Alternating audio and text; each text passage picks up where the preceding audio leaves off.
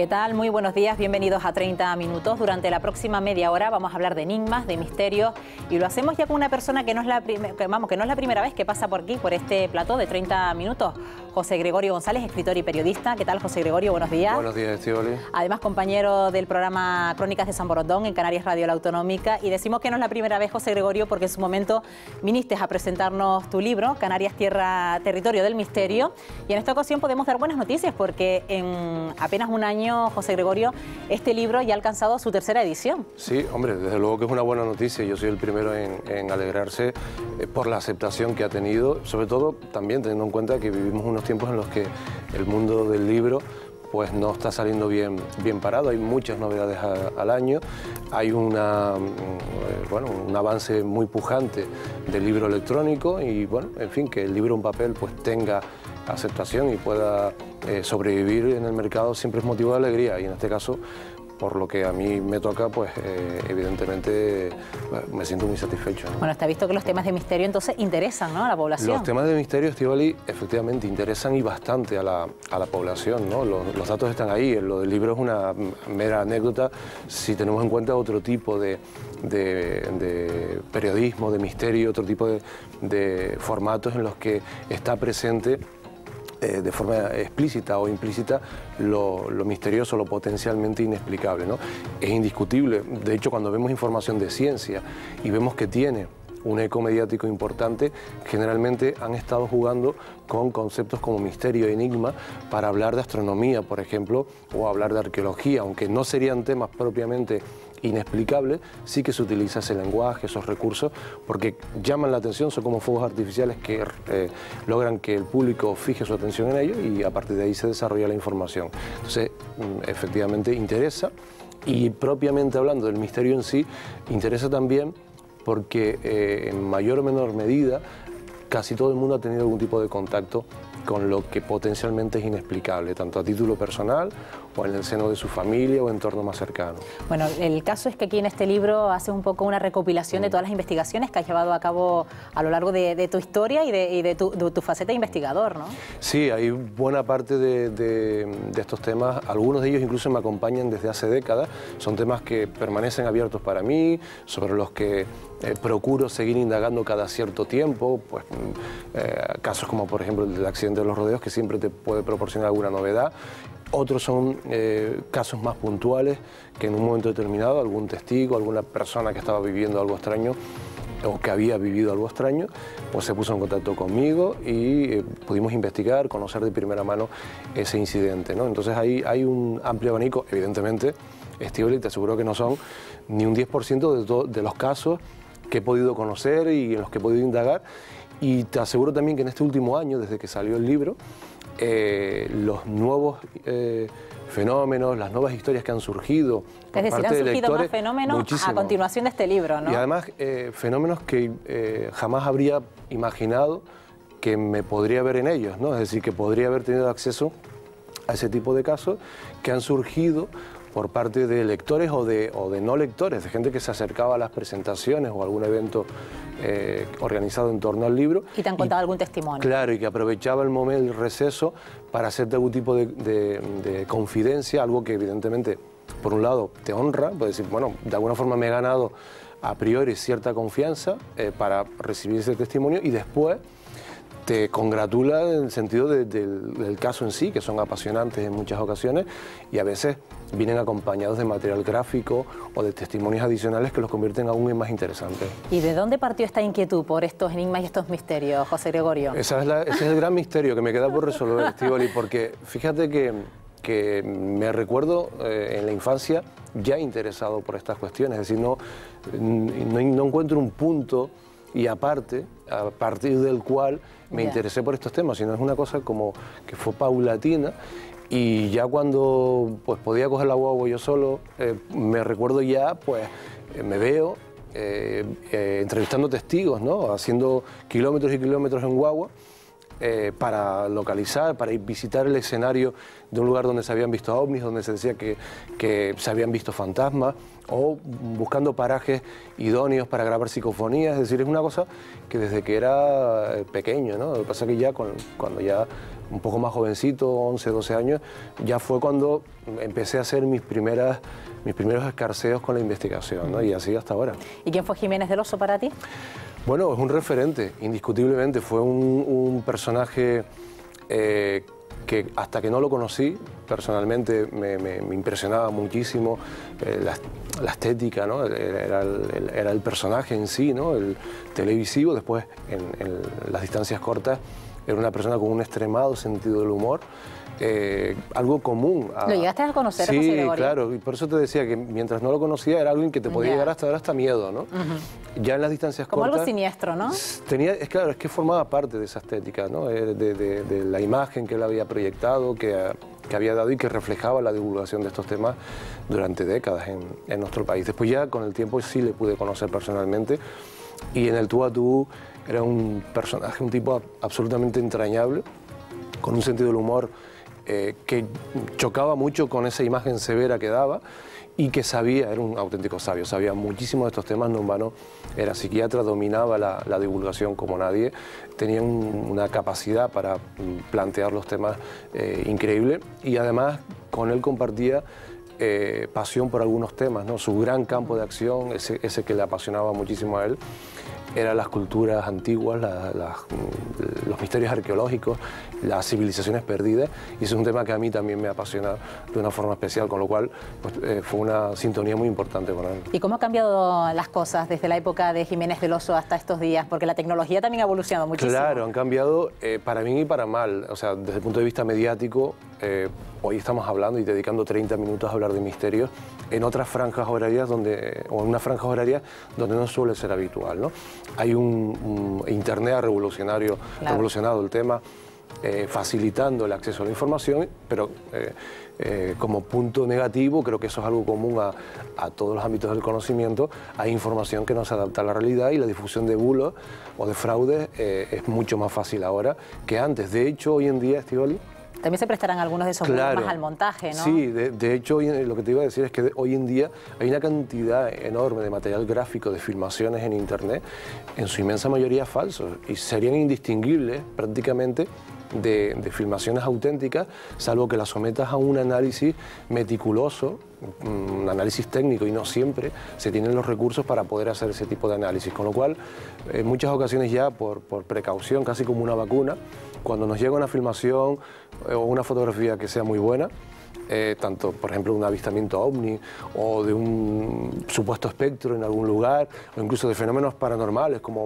objetos que se mueven de forma inexplicable, ya la ponemos en cuarentena, es decir, nos vacunamos, partimos de que pueda ser falsa, porque hoy en día con un poquito o un mínimo de destreza ya puedes fabricar ese tipo de material. Entonces, las cosas han cambiado, pero hoy en día también, y esto va en positivo, la apertura, la mayor difusión de estos temas hace que gente, profesionales del ámbito académico, del ámbito científico, se aproximen con seriedad a estas temáticas e intenten hacer sus aportaciones desde un punto de vista ecuánime, ¿no? Racional, y creo que eso es positivo, ¿no? Porque llega también al gran público y permite que la gente vaya poniendo las cosas en su sitio, ¿no? Bueno, decías que cuando tenías cierta edad ya para coger una guagua y moverte por donde podías en busca de esas anécdotas, a lo mejor que te llevaban al misterio, a esos enigmas, ¿escuchabas también a tu alrededor, ya sin ir tan lejos, historias de brujas, casas encantadas, fantasmas? Claro, claro. Yo crecí haciendo la fogalera por San Juan y por lo tanto impregnado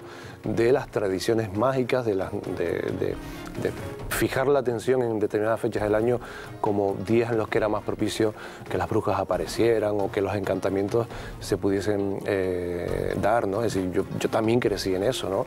Recuerdo en el colegio cómo se formaban grupos reducidos, pero algunos grupos para jugar a la Ouija. Algo absolutamente que no lo recomiendo, ¿no? Nunca lo he recomendado, aunque hoy en día la Ouija es usada por los psicólogos para indagar en el inconsciente de los individuos como un medio para sacar información. Fíjate lo útil que puede llegar a ser, ¿no? Entonces yo recuerdo ese escenario, ¿no? Recuerdo ese tipo de elementos y eso evidentemente te puede influir, prestar mucha atención a los remedios, al trabajo de los curanderos. Siempre he sentido una predilección también muy especial, probablemente por la cercanía, ¿no? Porque eran personajes que estaban cercanos, el curandero, el santiguador, y a los que podías ir a ver cómo trabajaban, si te mantenías a cierta distancia y con cierto respeto.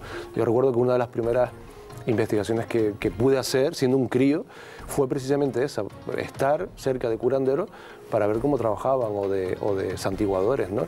Y era, bueno, era muy sorprendente ver cómo la gente salía. A veces eran dolencias tremendamente subjetivas, ¿no? Pues un mal de ojo, bueno, es algo subjetivo, ¿no? Pero en ocasiones el ritual, la ceremonia que el santiguador o el curandero realizaba desencadenaba una serie de hechos, de fenómenos, de manifestaciones que realmente eran muy llamativos y eso me además son tradiciones que se remontan a varios siglos atrás y parece mentira cómo la tradición oral permanece en el tiempo. Y permanece hoy en día. Bueno, hoy en día voy todavía cuando se presenta la ocasión a visitar a algún santiguador para ver cómo sacan el sol o cómo eliminan un mal de ojo y a mí me parece una historia absolutamente deliciosa que es parte de nuestra cultura, que puede tener diferentes enfoques desde el punto de vista de la investigación, pero que está ahí, es verdad que se va perdiendo porque no hay una renovación generacional en el oficio del curandero, ¿no?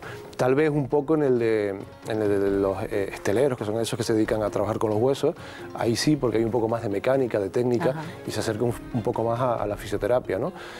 O al trabajo de los masajistas, ¿no? Pero en el resto, pues no, salvo en La Gomera, en El Hierro, incluso en Fuerteventura, que todavía hay algunas hijas que han querido aprender de sus madres o de sus abuelas los antiguados, ¿no? ¿Y por qué Canarias tiene ese halo de misterio, José Gregorio? ¿Por qué nos hace ser tan especiales de cara al exterior? Porque sabemos que también aquí en Canarias se ha celebrado no hace muy poco un congreso sí, donde vinieron especialistas de todo el mundo a conocer parte de nuestras singularidades en el ámbito de los misterios. Fíjate que en esos días del congreso creo que tuvimos la oportunidad de hablar, incluso los organizadores lo llegaron a comentar, Estíbaliz, que era una oportunidad para fomentar el turismo de misterio. Pues han pasado unos meses y hoy, a día de hoy, podemos decir que hay hasta 3-4 empresas que están trabajando rutas de misterio por Canarias, algunas desde Canarias y otras desde Península, metiendo a gente en vuelos charter, en aviones, directamente los traen a Canarias, viven la ruta mágica y se vuelven, es decir, como producto exclusivo, es decir, como producto con gancho propio, ¿no? ¿Por qué? Pues los motivos por los que Canarias está en el eje de un huracán de misterios internacional es difícil de precisar, ¿no? Nuestra ubicación geográfica marca mucho, ¿no? Nuestra historia mitológica, el ser, estar en el centro de una diana donde si lanzabas un dardo buscando mitos encontrabas la Atlántida, encontrabas el paraíso de los Campos Elíseos, de las Islas Afortunadas, yo creo que eso marca mucho, ¿no? Creo que es muy importante en el momento en el que se nos descubre geográficamente que aquí hay una cultura nativa, la de los antiguos canarios, la de los guanches, que tenía una serie de características bastante notables que lo distinguían de otros pueblos de la época, ¿no? Yo creo que eso va marcando un itinerario, una pauta, una identidad. Y creo que eso es lo que hace que hoy en día eso sobreviva y se haya incrementado, ¿no? No todos los territorios pueden presumir de tener una isla que aparece y desaparece, como nosotros, que es San Borondón, que apareció con tanta frecuencia, o la gente creía verla con tanta frecuencia, que se organizaron 7 u 8 expediciones para ir a buscarla. Eso hay que imaginárselo, hay que situarse en esa época, una época de descubrimiento, pensando que había una isla por aquí que no había sido descubierta y a la que se nombró capitán general, y que hoy en día, y esto es interesante, lejos de ser una cosa del pasado, bueno, de la que nos podemos reír o contemplar con una visión un poco romántica, hoy en día, Estíbaliz, hay fotografías sacadas con móvil, hoy que sacamos fotos con móvil, de San Borondón, es decir, del fenómeno de San Borondón, que no sabemos muy bien lo que es, que puede ser un fenómeno que tiene que ver con las capas de la atmósfera, con imágenes que se proyectan, es decir, puede ser un fenómeno desde el punto de vista físico explicable, pero que generó una serie de creencias y de expectativas a lo largo de siglos. Bueno, pues hoy en día, con el móvil, desde la isla de La Palma,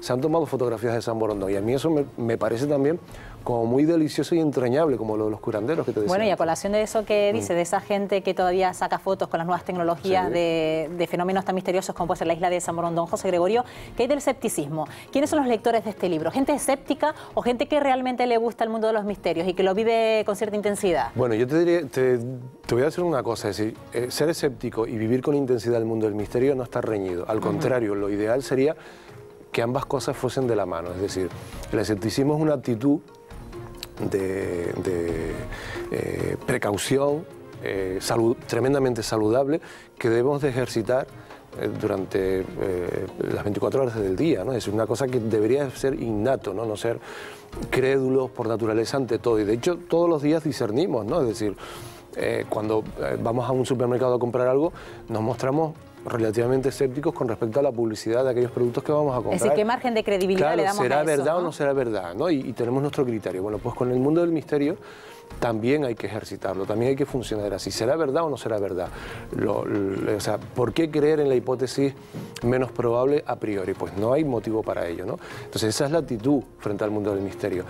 Los que hacemos este tipo de periodismo y los que hacemos incursiones en la investigación, no vamos crédulos a los sitios, no vamos pensando que efectivamente ese relato sobre un espectro que mueve objetos en una casa, que produce alteraciones en el alumbrado, que hace que los aparatos eléctricos se enciendan o se apaguen, no vamos pensando que eso es auténtico, es decir, vamos de observadores, con una actitud precavida, intentando ver si hay primero fraude, evidentemente, si hay autoengaño, a veces involuntario. ¿Y tocan también la base científica? Claro, evidentemente, y después baraja un montón de posibilidades. Oye, si vas a una casa antigua, pues a lo mejor la instalación eléctrica está mal y eso es lo que está generando ese tipo de efectos, ¿no? O el tipo de arquitectura, de materiales utilizados, pues generan eso. Entonces, ese es el abordaje que hay que hacer. Cuando te cuentan una historia de ovnis, tienes que ver qué cielo había esa noche, qué tráfico aéreo. En fin, creo que eso es lo normal y eso es lo que hacemos como punto de partida, y eso es ser escéptico. Otra cosa muy diferente es aquellos que se llaman escépticos y se ríen de los testigos, los desprecian, no les dan ni siquiera el margen de la duda, ¿no? Eso sí que es un problema y no tiene que ver con el escepticismo, sino con otras historias, ¿no? Bueno, vamos a tocar algunos de los temas que recoge este libro, Canarias, Territorio del Misterio, de José Gregorio González. Uno de ellos tiene que ver con los nazis en Canarias.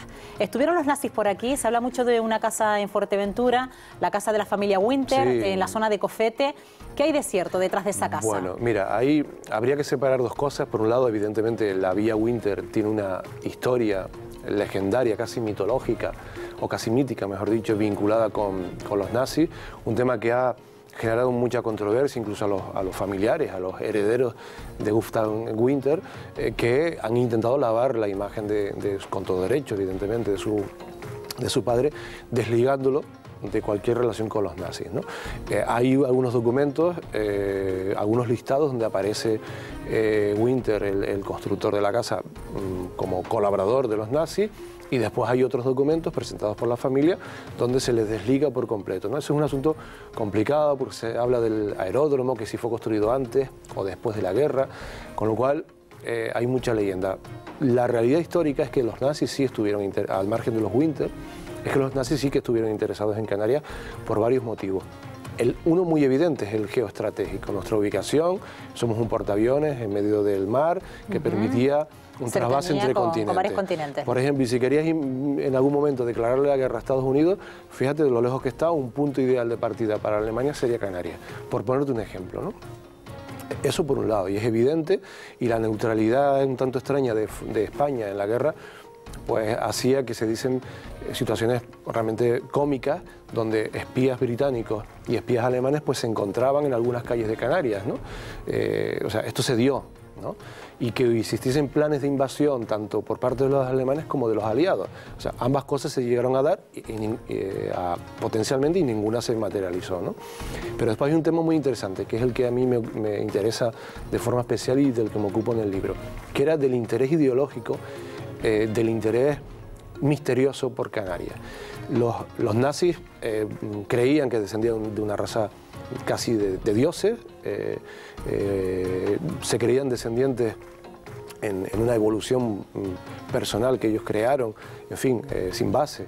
que descendían de la Atlántida como parte de ese linaje. Entonces estimaban que esa raza perfecta estaba aquí. Claro, de ese linaje sagrado, y buscaban por diferentes partes del mundo elementos arqueológicos y culturales que de ese pasado primigenio. Bueno, pues en Canarias encontraron una especie de laboratorio increíble que era la raza guanche, es decir, aislada de cualquier contaminación hasta 500 años atrás. Sí, realmente en medio del Atlántico, en una zona donde se suponía que estaba la Atlántida, con lo cual blanco y en botella, dijeron ellos, es decir, los guanches, con esa tipología que había trascendido en los libros de la época, altos, rubios, se ajustaban al prototipo ario, ¿no? Por lo tanto, pensaron que efectivamente los guanches, o que investigando los guanches ellos podían conocer más sobre su propio origen, y planificaron investigaciones, expediciones a través de la Neverbe, que era la gran organización que lo mismo se ocupaba de experimentos médicos que de hacer expediciones al Tíbet, como hace muy poco se ha visto nuevamente reactivada esa información, y planificaron una Canarias que no se produjo, esa en concreto, que ya estaba financiada, que tenía unos protocolos de actuación y unos científicos que iban a venir, porque la guerra se complicó, es decir, comenzó realmente la guerra y los frentes, el interés, el dinero tenía que dirigirse a otro sitio, y se dejó hasta, bueno, hasta que el momento fuese más propicio, y al final pues no se realizó, ¿no? Pero venían a investigar los huesos, venían a investigar a la población viva también, y venían a investigar los mitos, la religión, las leyendas de la cultura guanche, para intentar cotejarlo con lo que ellos creían que era su pasado. Bueno, debo reconocer que cuando este libro llegó a mis manos, José Gregorio, vista la temática que recoges en tu índice, me sorprendió ver el accidente de los rodeos del año 1977. Entonces, fue precisamente el capítulo por el que empecé el libro. ¿Qué tenía de enigmático, qué tenía de misterio ese accidente que, bueno, que dio la vuelta al mundo? Mira, el misterio permea nuestro día a día, se cuela por un montón de lugares. No es solo el misterio un avistamiento ovni o fantasmas, que yo he aludido mucho, ¿no? Hay misterios en la biografía de personajes ilustres de nuestra historia, o no tan ilustres. Hay en episodios de nuestra historia aparece el misterio pues de refilón, es decir, que el misterio impregna, ¿no? Igual que hoy en día en nuestra vida cotidiana pues se cruza de vez en cuando en nuestro día a día. Bueno, pues la historia del accidente de los rodeos tiene una historia también de enigmas, de premoniciones, de apariciones, presuntas apariciones de espectros, de encadenamiento de circunstancias que invitan a pensar que aquello no fue casual, sino que el destino estaba escrito. Y eso, ese tipo de elementos son de los que yo me ocupé en ese capítulo. Es un tema que llevo siguiendo 20 años prácticamente, y del que todavía seguramente quedan flecos, quedan cosas. ¿Alguien lo anunció? Que se puede extraer. Vamos a ver, en la mayoría de los accidentes, de las grandes catástrofes, si tú indagas, hay elementos misteriosos, es decir, hay gente que tuvo el presentimiento, hay algún anuncio, alguna profecía, y después está el testimonio de los propios supervivientes que te cuentan cosas asombrosas. Ese fue el hilo del que yo quise tirar con el accidente de los rodeos, la mayor catástrofe aérea de la historia de la aviación civil. Entonces encontré que había elementos bastante curiosos. Hay un personaje, Norman Williams, para mí uno de los más llamativos de todos, que sobrevivió al accidente. De hecho hay algunas fotos con su traje blanco y prácticamente impoluto, apenas unas pequeñas manchas que llaman mucho la atención cuando dos Boeing chocan de esa forma. Y produce la muerte de casi 600 personas. Claro, y él contaba, Estíbaliz, que él se salvó porque, o que lo salvaron, mejor dicho, ¿no? Que entre las llamas él escuchó voces que lo guiaron y manos invisibles que lo ayudaron a salir. Bueno, podemos pensar que son mecanismos psicológicos que en ese momentos de estrés, de supervivencia, y así es como sales, ¿no? Y me parece perfecto. Lo que pasa es que él escribe un libro dedicado al accidente, donde también narra premoniciones. Y como, por ejemplo, estando en la pista de los rodeos, esperando que precisamente el avión de la KLM, el avión holandés, se apartase porque estaba cargando combustible y bloqueando la pista de despegue, pues mientras se daba esa circunstancia bastante peculiar, que forma parte de esos hechos encadenados, él, junto a un amigo con el que comparte viaje, le recuerda al amigo, le hace un comentario sobre una película que había visto el día anterior, y dice, bueno, esto parece el barco de los tontos, ¿no? Los pasajeros estaban estirando las piernas dentro del propio avión, ¿no?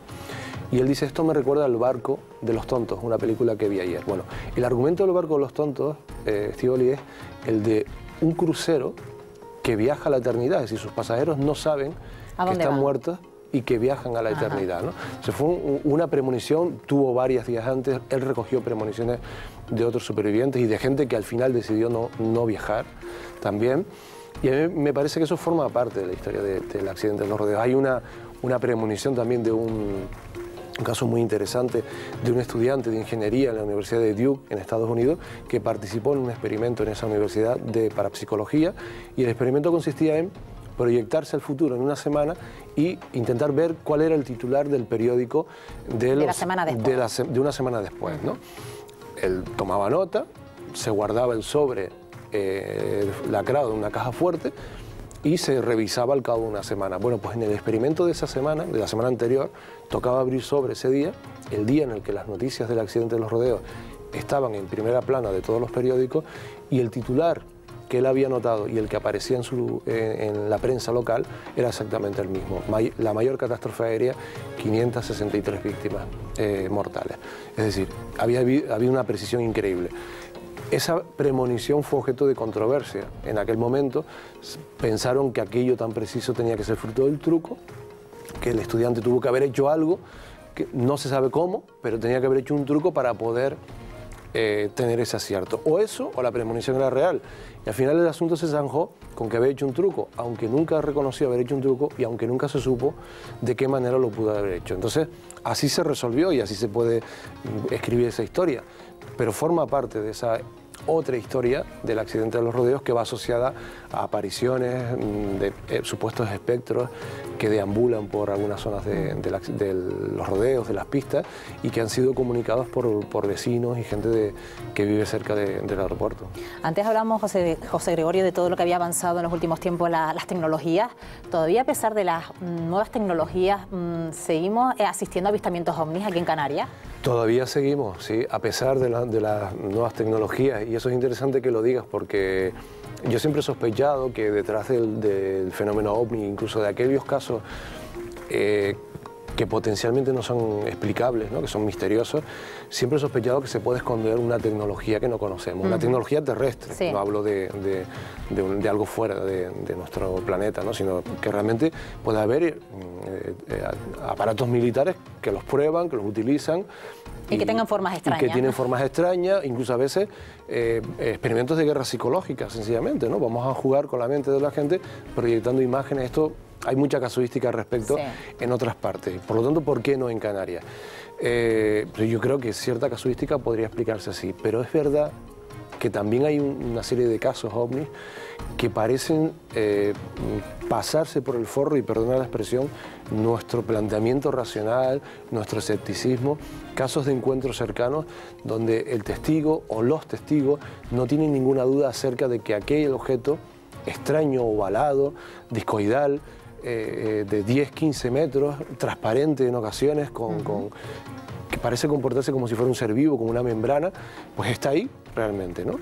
Y no es fruto de una alucinación o de una confusión con algo lejano como puede ser Venus o Marte o un avión que pasaba un poco más allá, ¿no? Entonces hay casuística de esta que es tremendamente extraña. A mí me apasiona encontrarme con testigos que han tenido encuentros cercanos incluso con los tripulantes, con criaturas, en fin, me parecen historias alucinantes, fiables desde el punto de vista testimonial, increíbles, por supuesto, porque te cuentan cosas que resultan difíciles de creer, pero que el testimonio es sólido y que yo intuyo que tampoco tiene nada que ver con extraterrestres, probablemente tiene que ver con otro tipo de cosas que no alcanzamos a comprender y que son un quebradero de cabeza para quienes nos dedicamos con seriedad a este tipo de fenómenos, ¿no?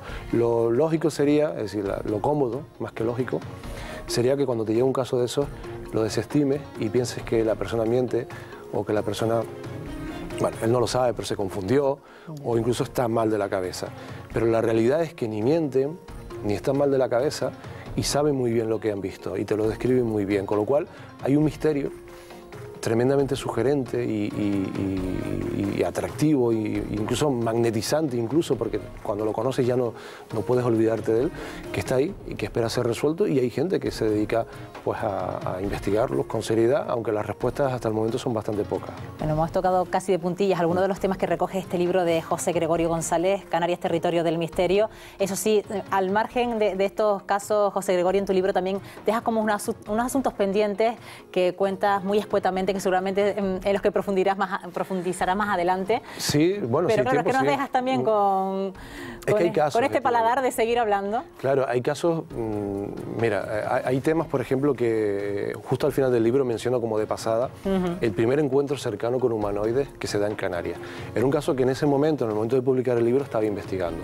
Bueno, pues descubrimos que hace 60 años una mujer, una niña, en aquel momento una niña, junto a su tía, se encuentran en montaña alta, en Guía, a las 11 de la noche, con una esfera de luz de unos 3 metros aproximadamente flotando, y dentro hay un gigante, es decir, dentro hay una figura roja, inmóvil, a la que no logra distinguir si es hombre o mujer, no hay atuendos, no hay elementos, no hay anagramas, no hay nada, que está ahí, y que no les habla, que ilumina todo, y que se comporta de una forma absolutamente inexplicable. Bueno, son casos que van surgiendo, y ahí los cité, y siguen surgiendo datos. Bueno, pues no tenemos tiempo para más, hemos agotado los 30 minutos, pero sabemos que bueno, tienen una cita también en Canarias Radio La Autonómica, en Crónicas de San Borondón, con José Gregorio González, donde se le cuentan muchos más temas y con mucho más tiempo del que nosotros hemos tratado en el día de hoy. Gracias, José Gregorio. Gracias a ti. Hasta la próxima. Un abrazo. Bueno, ya saben ustedes, la próxima cita en el siguiente programa. Que pasen un buen día. Adiós.